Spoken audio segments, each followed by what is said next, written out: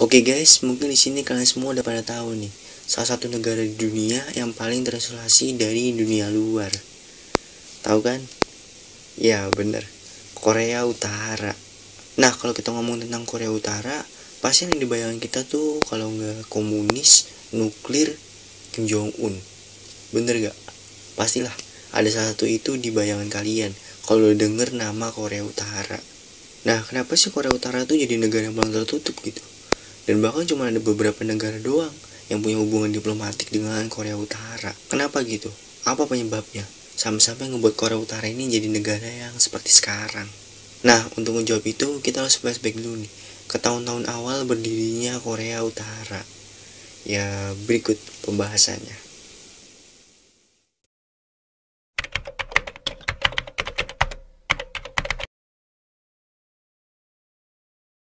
Korea Utara, negara yang terletak di bagian utara semenanjung Korea dan di sebelah timur Jepang, ini dihuni oleh 25 juta penduduk.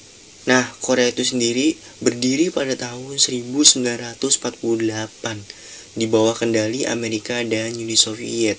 Sementara Korea Utara itu sendiri berada di bawah kendali Uni Soviet. Ya maka dari itu, ngebuat negara Korea Utara ini menjadi negara komunis. Nah, dari sini kita udah mulai tahu sedikit nih ya tentang sejarah dari Korea Utara. Sekarang kita bahas nih lebih detailnya lagi tentang sejarah berdirinya Korea Utara. Oke, jadi dulu nih Korea itu jadi satu kesatuan gitu. Jadi belum ada tuh yang namanya Korea Utara dan Korea Selatan. Belum ada. Masih cuma satu, masih ada Koreanya doang. Hingga pada tahun 1905 setelah perang Rusia dan Jepang, Jepang ini mengambil alih Korea. Yang kemudian 5 tahun setelahnya, pada tahun 1910, Jepang ini secara resmi menganeksasi Korea. Dan selama kedudukan Jepang di Korea ini, yang kira-kira 35 tahun, itu banyak banget nih warga-warga Korea yang hidupnya sengsara. Karena banyak banget warga-warga Korea yang dikirim ke Jepang gitu, untuk dijadikan garis depan militernya Jepang. Dan juga banyak banget warga-warga Korea yang diperbudak di perusahaan-perusahaan yang ada di Jepang. Nah jadi ini mirip banget nih dengan keadaan Indonesia waktu pas dijajah Jepang gitu. Cuman beruntung Indonesia cuma dijajah 3,5 tahun. Sedangkan Korea ini dijajah sampai 35 tahun gitu. Nah setelah Perang Dunia Kedua pada tahun 1945, Jepang kan ini kalah perang nih ya. Nah karena Jepang kalah perang ini, akhirnya Jepang ini ngelepas Korea.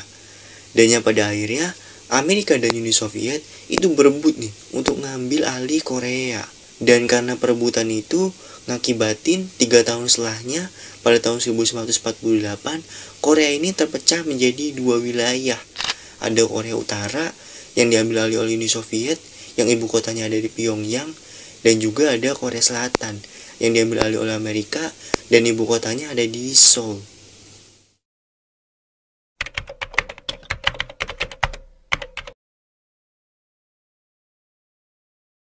Setelah bertahun-tahun Korea ini terpisah menjadi 2 wilayah, masing-masing dari pemimpin wilayahnya ini itu pengen Korea ini jadi satu kesatuan gitu. Jadi pengennya utuh aja gitu, nggak terbagi jadi 2 wilayah gitu. Nah tapi masalahnya dari kedua pemimpin wilayah ini itu masing-masing memiliki ideologi yang berbeda gitu. Yang dimana pemimpin Korea Utara itu pengen negara Korea ini memiliki ideologi komunis. Sedangkan pemimpin dari Korea Selatan ingin Korea ini memiliki ideologi liberalis. Dan karena perbedaan ideologi ini, akhirnya pada tanggal 25 Juni 1950, Korea Utara ini untuk pertama kalinya melancarkan serangan ke Korea Selatan, dibantu dengan Uni Soviet dan juga Cina. Dan dari sisi selatannya pun gak tinggal diem. Korea Selatan dibantu dengan koalisi PBB ini juga menyerang Korea Utara. Dan yang pada akhirnya Perang Korea pun dimulai. Selama 3 tahun Perang Korea ini berlangsung, ada lebih dari 2,5 warga sipil dan juga militer yang harus menjadi korban. Dan karena itu, akhirnya Amerika, Cina, dan juga Korea Utara itu menandatangani persetujuan gencatan senjata pada tanggal 27 Juli 1953. Nah, tapi di situ Presiden Korea Selatan gak mau menandatangani persetujuan tersebut. Nah, tapi dia berjanji nih akan menghormati kesepakatan itu. Ya, jadi kayak dia tuh setuju secara lisan dan tindakan doang gitu, gak secara tertulis. Dan ya, setelah perjanjian itu dibuat, akhirnya perang Korea ini selesai. Yang pada akhirnya di perang Korea ini nggak ada yang menang dan juga nggak ada yang kalah. Dan endingnya juga tetap aja nih, Korea jadi terbagi menjadi dua wilayah.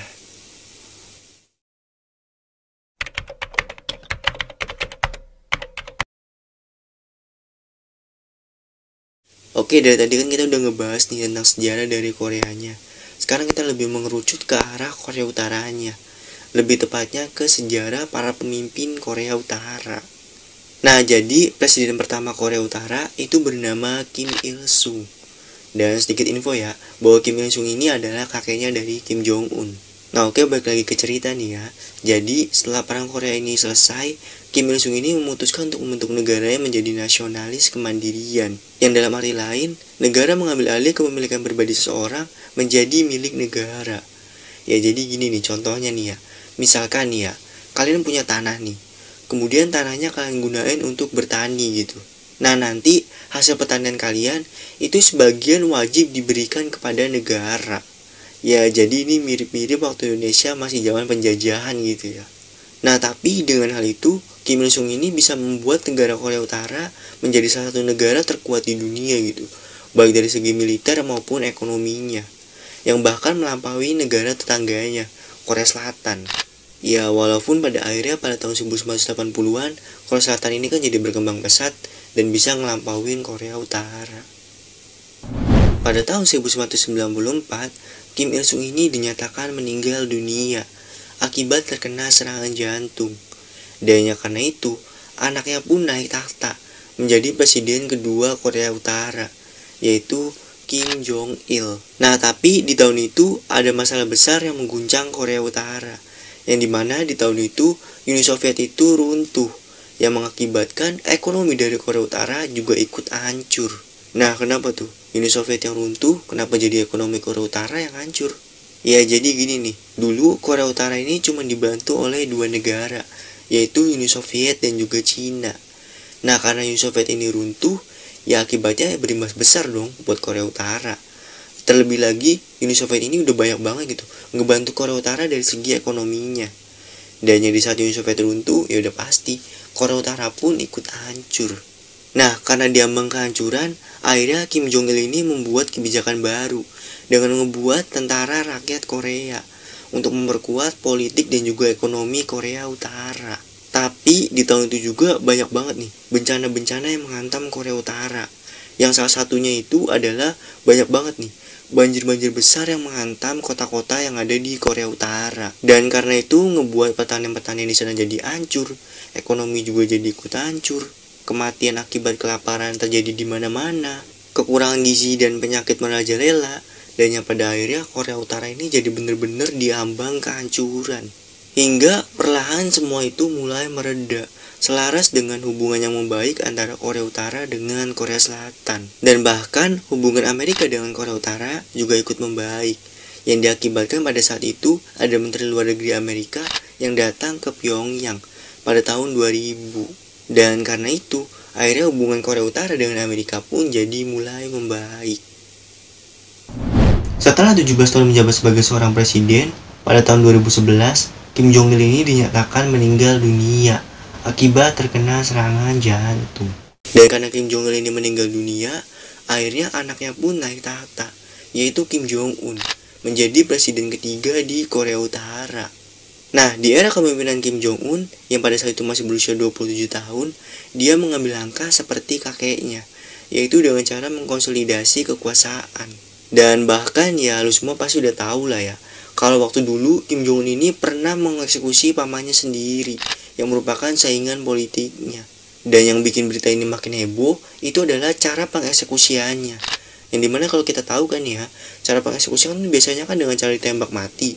Nah, ini tuh caranya nggak kayak gitu. Yang dari berita-berita dinyatakan bahwa pamannya Kim Jong Un ini dieksekusi dengan cara dilemparkan ke kerumunan anjing yang sedang kelaparan. Dan yang paling parahnya lagi, jumlah anjingnya itu nggak sedikit. Ada sekitar 120 ekor anjing.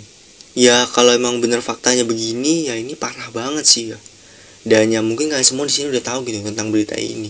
Karena ya belum lama gitu. Tahun 2013 atau 14 gitu pokoknya. Ya mungkin kalian semua udah tahu lah. Selain itu, di era Kim Jong Un juga, dia suka banget nih ngembangin persenjataan nuklirnya. Dan ya karena itu ngebuat hubungan Korea Utara dengan negara-negara barat jadi semakin renggang. Dan terakhir, kabarnya pas kemarin waktu awal-awal Oktober, ya kalian semua tahu lah ya, bahwa Korea Utara ini uji coba rudal gitu. Yang dimana rudal ini diluncurkan ke Laut Jepang. Yang di situ juga ada Jepang, Korea Selatan dan juga Amerika yang sedang latihan militer. Dan ya karena hal ini ngebuat hubungan negara-negara ini jadi semakin memanas gitu. Dan mudah-mudahan aja sih memanasnya hubungan ini nggak lama lah gitu. Karena ya bahaya banget ya. Kalau misalkan terus-terusan memanas, ya bisa aja jadi perang dunia ketiga. Dan ya kalau udah perang dunia ketiga, ya udah. Apalagi coba di bumi yang bisa selamat kalau udah terjadi perang dunia ketiga. Oke guys, kayaknya segini aja dulu nih pembahasan gue tentang Korea Utara. Dan oke di next, gue bakal ngebahas tentang sejarah-sejarah apa lagi. Pokoknya tungguin aja. See you next video.